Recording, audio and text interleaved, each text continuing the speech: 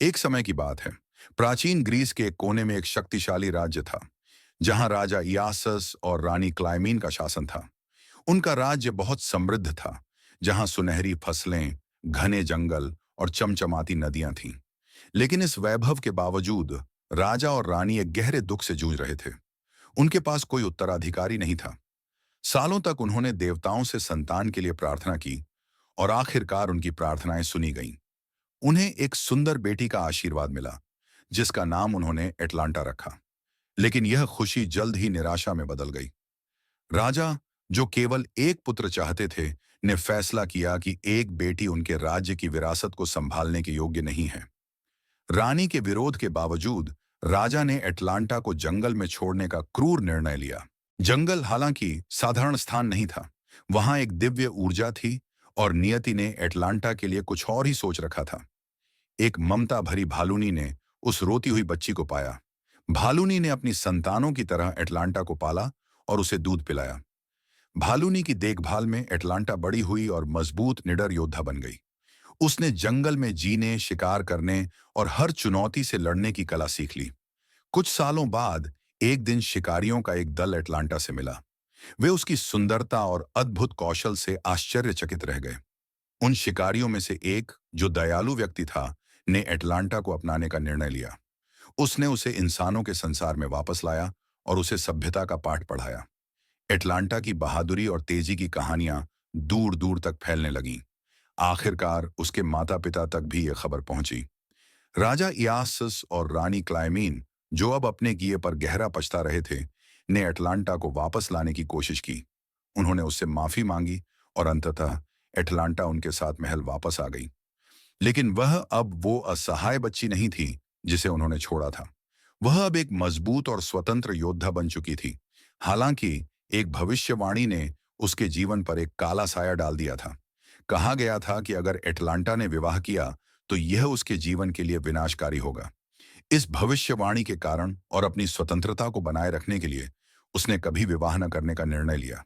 लेकिन उसकी प्रसिद्धि और सुंदरता के कारण कई राजकुमार और योद्धा उससे विवाह करना चाहते थे। एटलांटा ने एक कठिन शर्त रखी। वह केवल उसी पुरुष से शादी करेगी जो उसे दौड़ में हरा सके। लेकिन शर्त यह थी कि जो हार जाएगा उसे अपनी जान से हाथ धोना पड़ेगा।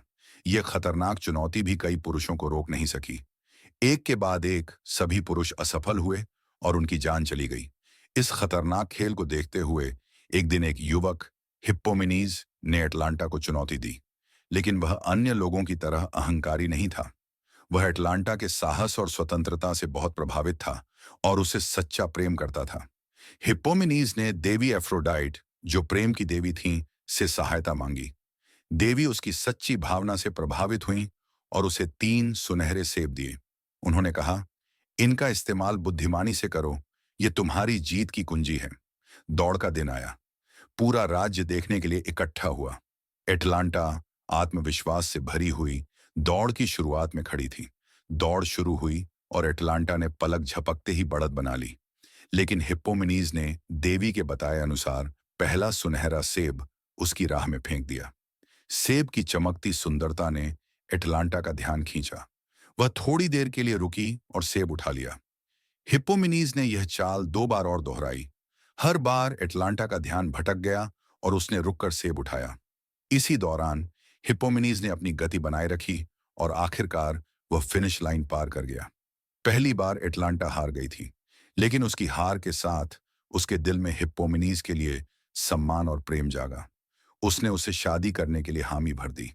उनके विवाह के बाद कुछ समय तक उनका जीवन खुशहाल रहा। लेकिन जल्द ही उनकी खुशी को एक श्राप ने घेर लिया। वे अपनी खुशी में इतने मग्न हो गए कि एफ्रोडाइट का धन्यवाद करना भूल गए। देवी ने इसे अपना अपमान समझा और क्रोधित हो गईं। उन्होंने उन्हें श्राप दिया। एक दिन जब वे एक पवित्र जंगल में थे, वे दोनों शेर और शेरनी में बदल गए। इस श्राप के कारण वे हमेशा के लिए एक दूसरे से अलग हो गए, एक दूसरे को पहचानने में भी असमर्थ। एटलांटा और हिप्पोमेनीज की यह कहानी एक चेतावनी बन गई। यह साहस, प्रेम और देवताओं का आदर न करने के परिणामों की सीख देती है। उनकी त्रासदी भरी कहानी हमें यह याद दिलाती है कि इंसानी इच्छाएं और देवताओं की शक्ति के बीच संतुलन बनाए रखना कितना महत्वपूर्ण है।